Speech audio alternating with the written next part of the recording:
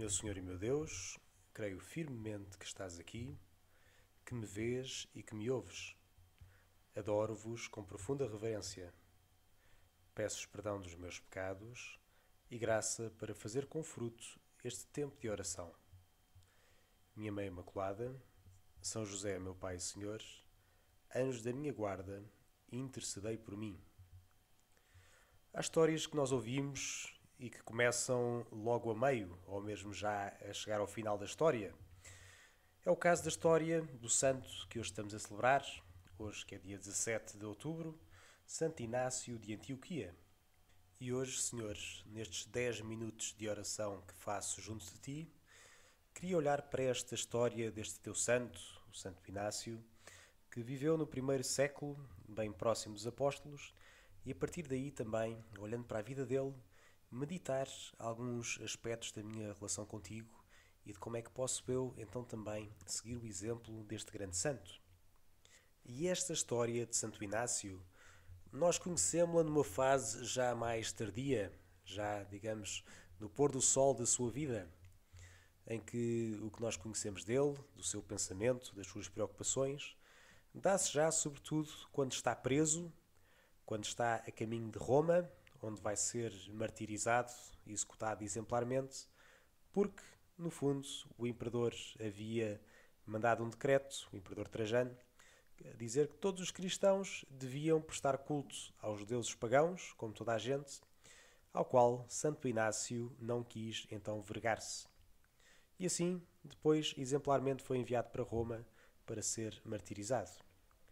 Mas o que é que sabemos, então, a partir desta história de Santo Inácio e o que é que nos pode ensinar a viver exemplarmente a vida cristã, como ele também deu a vida exemplarmente por Cristo?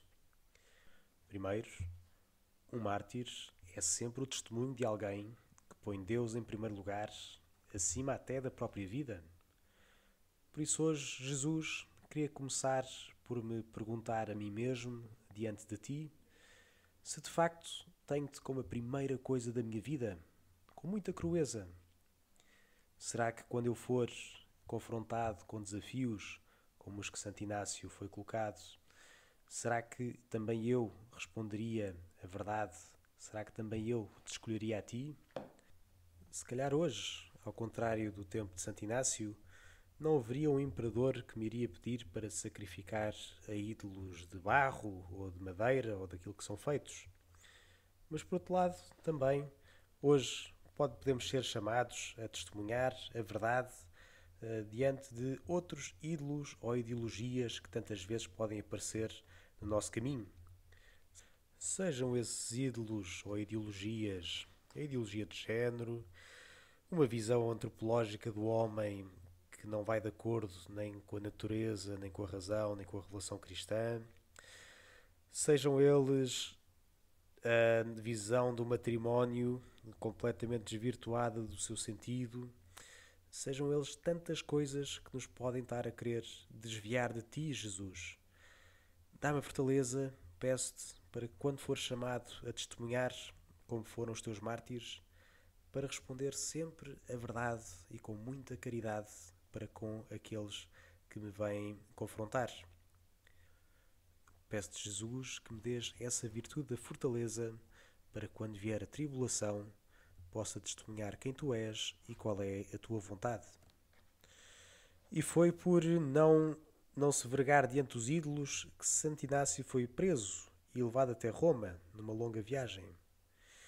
Ele fez uma paragem importante em Esmirna, onde teve contacto depois com outros cristãos, e onde aproveita para escrever às igrejas suas conhecidas. E em Esmirna, este nosso mártir exprime as preocupações que tem no seu coração, nas cartas que vai escrevendo. E na sua altura, a igreja estava a ser dilacerada na sua unidade por causa de duas heresias, essencialmente nesta época. Por um lado, a heresia do docetismo, que acreditava que Jesus não era assim verdadeiramente um homem, tinha apenas assim uma aparência de homem. E por outro lado, aquela que era a heresia dos judaizantes, daqueles que queriam manter muitas das práticas dos judeus e, no fundo, transportá-las agora para o tempo já do Novo Testamento.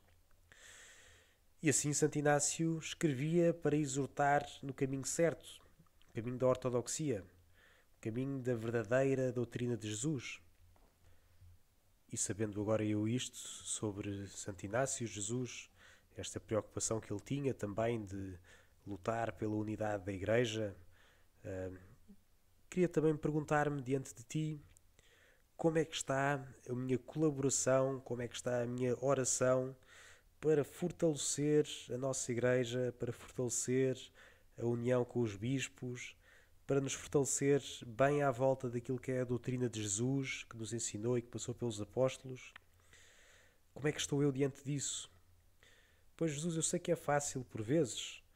Pois eu sei, Jesus, e tu sabes melhor que eu, que tantas vezes ouço notícias, ouço rumores sobre bispos, padres, outras pessoas da Igreja, e é tão fácil alimentar discórdias, divisões, olhar para a Igreja com uma atitude quase de partidos políticos, de uns contra outros.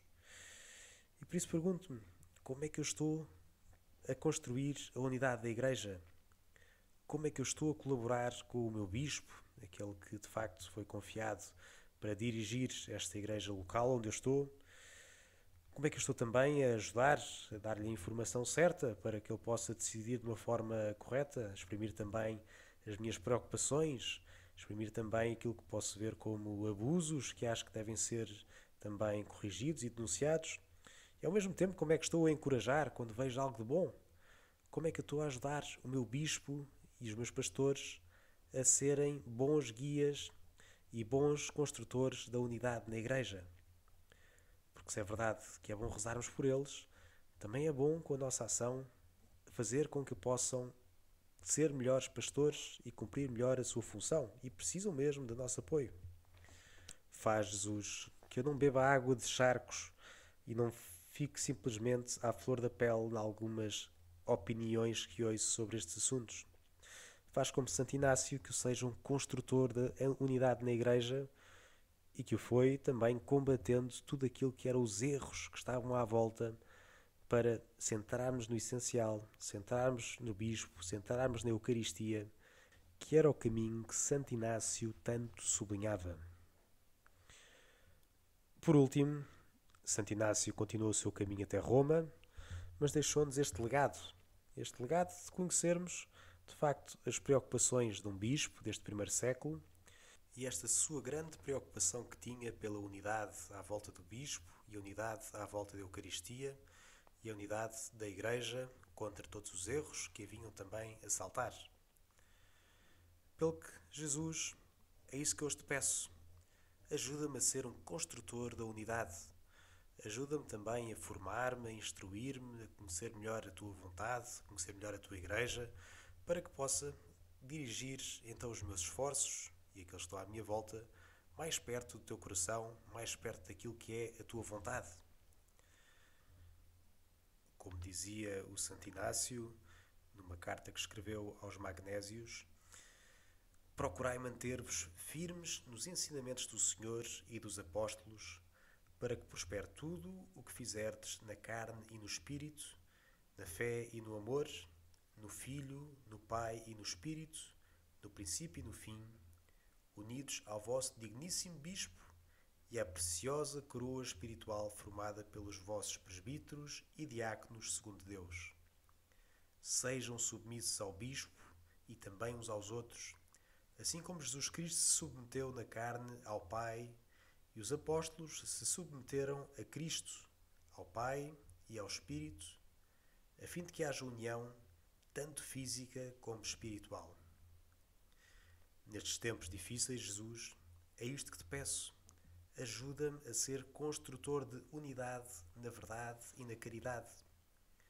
Que sejas tu a cuidar da tua Igreja, como nos prometeste, mas que seja eu também um bom instrumento para que, fazendo parte desta história que fazes connosco, e possa até dar a vida por ti, se isso me pedires nesta vida.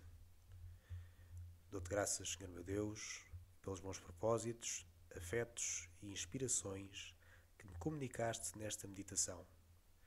Peço-te auxílio para os pôr em prática. Minha Mãe Imaculada, São José, meu Pai e Senhor, Anjos da minha guarda, Santo Inácio de Antioquia, intercedei por mim.